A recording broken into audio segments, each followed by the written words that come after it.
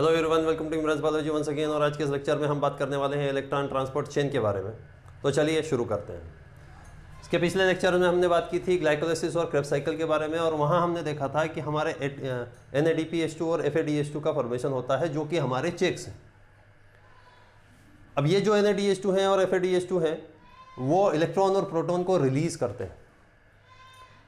जो electron release होते हैं वो इलेक्ट्रॉन माइटोकॉन्ड्रिया की इनर मेम्ब्रेन में ट्रांसपोर्ट किए जाते हैं एक चेन के फॉर्म में। Therefore it is known as electron transport chain. अब ये इलेक्ट्रॉन का ट्रांसपोर्ट कैसे होता है, चलिए देखते हैं। तो ये माइटोकॉन्ड्रिया की इनर मेम्ब्रेन है।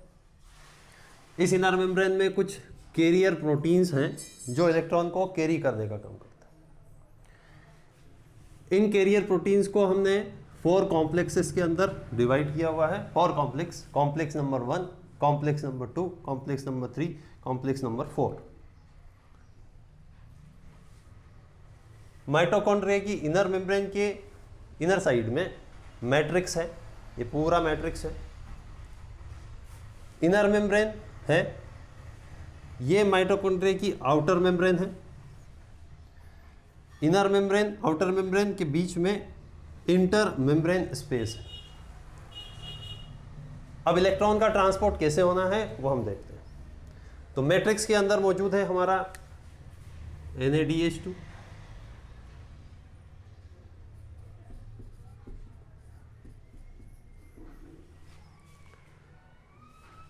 NADH2 एक इलेक्ट्रॉन के पेयर को रिलीज किया।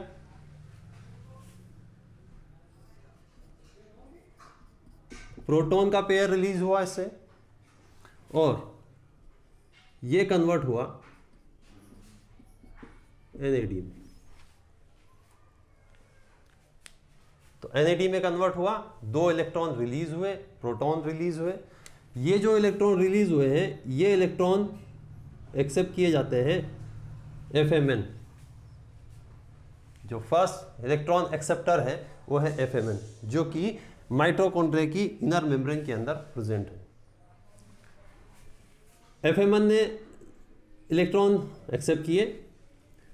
ये इलेक्ट्रॉन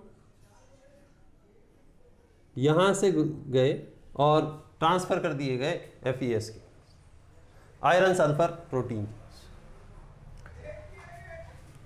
जब FMN से FES में इलेक्ट्रॉन ट्रांसपोर्ट होते हैं तो एनर्जी रिलीज होती है। ये इलेक्ट्रॉन एनर्जी रिलीज करते हैं।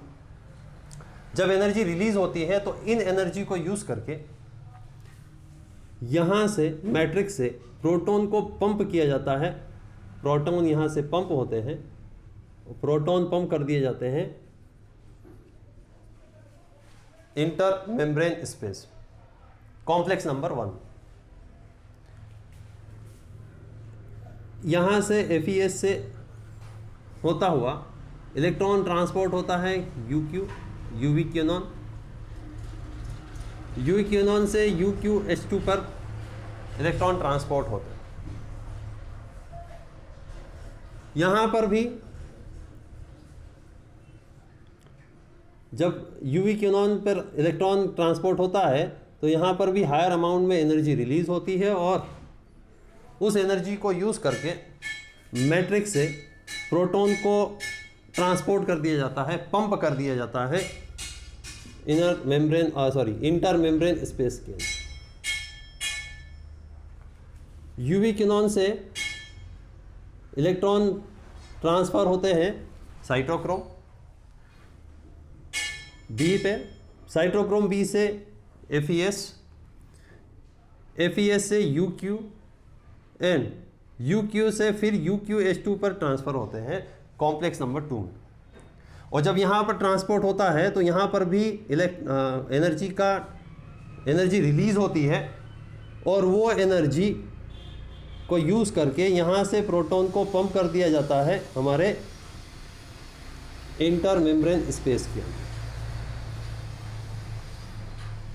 इन 3 जगह पर एनर्जी रिलीज होती है, और 3 जगह पर प्रोटॉन को पंप कर दिया जाता है इंटर मेम्ब्रेन स्पेस के अंदर।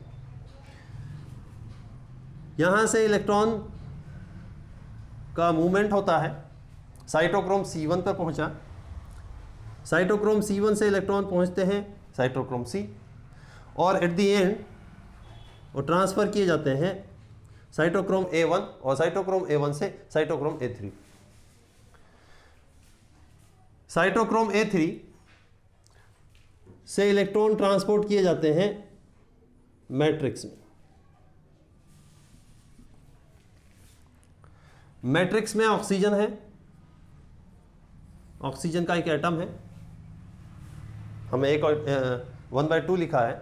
हम ऑक्सीजन के एटम को, कोई भी एटम फ्री स्टेट में नहीं हो सकता, इसलिए हम उसको हाफ मॉलिक्यूल हम दिखा रहे हैं, इसलिए हमने हाफ लिखा है।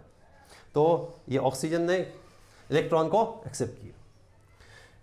ये ऑक्सीजन का एटम यहाँ से प्रोटॉन को भी एक्सेप्ट करता है,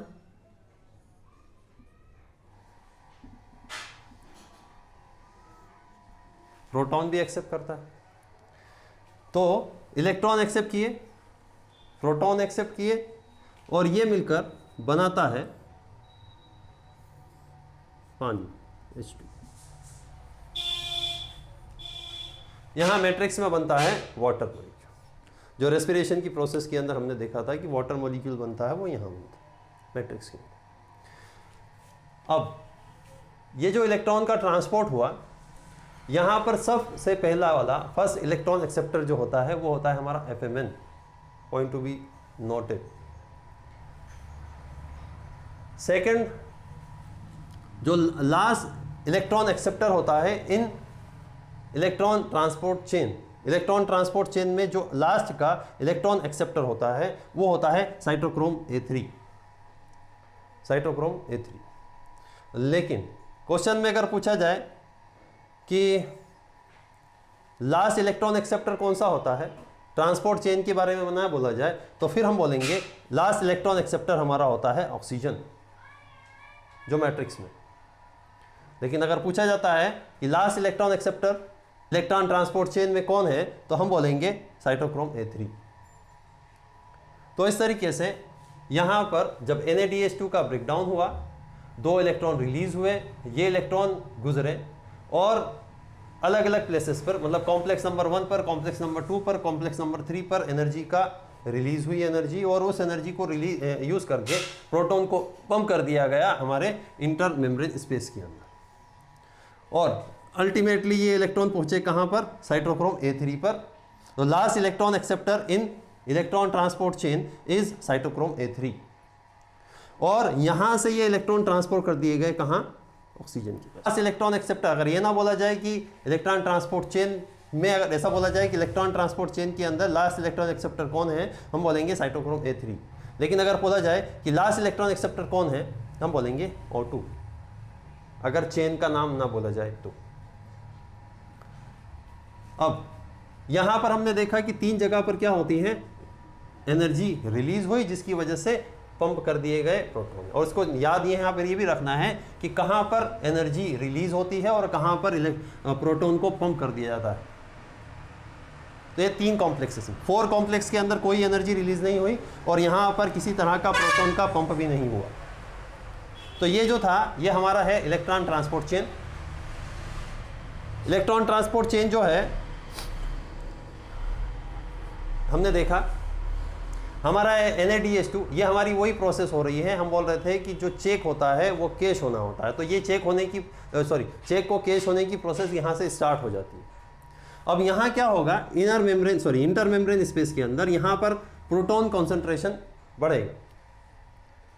अब यहाँ पर अगर प्रोटॉन बढ़ रहे हैं, मैट्रिक्स में प्रोटॉन का ग्रेडियंट कम है, तो क्या होना है, यहाँ से higher amount to lower amount क्या होना है, डिफ्यूजन हो जाना है। और डिफ्यूजन जो होगा वो एक खास तरह के चैनल से होगा जिसको हम F0 F1 पार्टिकल्स बोलते हैं, जो हमारे अगली स्टेप का पार्ट है, दैट इज ऑक्सीडेटिव फॉस्फोराइलेशन। तो आज के इस लेक्चर के अंदर हमने देखा कि किस तरीके से इलेक्ट्रॉन का ट्रांसपोर्ट होता है, कहाँ कहाँ पर प्रोटॉन को पंप किया जाता है, और फाइनल इलेक्ट्रॉन एक्सेप्टर कौन होता है ट्रांसपोर्ट चेन के अंदर, मेम्ब्रेन के अंदर, और मेम्ब्रेन अगर ट्रांसपोर्ट चेन ना बोला जाए तो ऑक्सीजन होता है, ये हमने देखा। तो आज के इस लेक्चर में इतना ही। इसके बाद वाला लेक्चर जो होगा हम उसके अंदर बात करेंगे इसकी अगली स्टेप, और वहाँ हम देखेंगे किस तरीके से हमारा ATP जनरेट हो जाते हैं पूरे हमारे NADH2 से। तो आई होप कि ये वीडियो आपको पसंद आया है। अगर पसंद आया है तो please hit the like button, share this video with your friends and please subscribe to my channel. Thank you.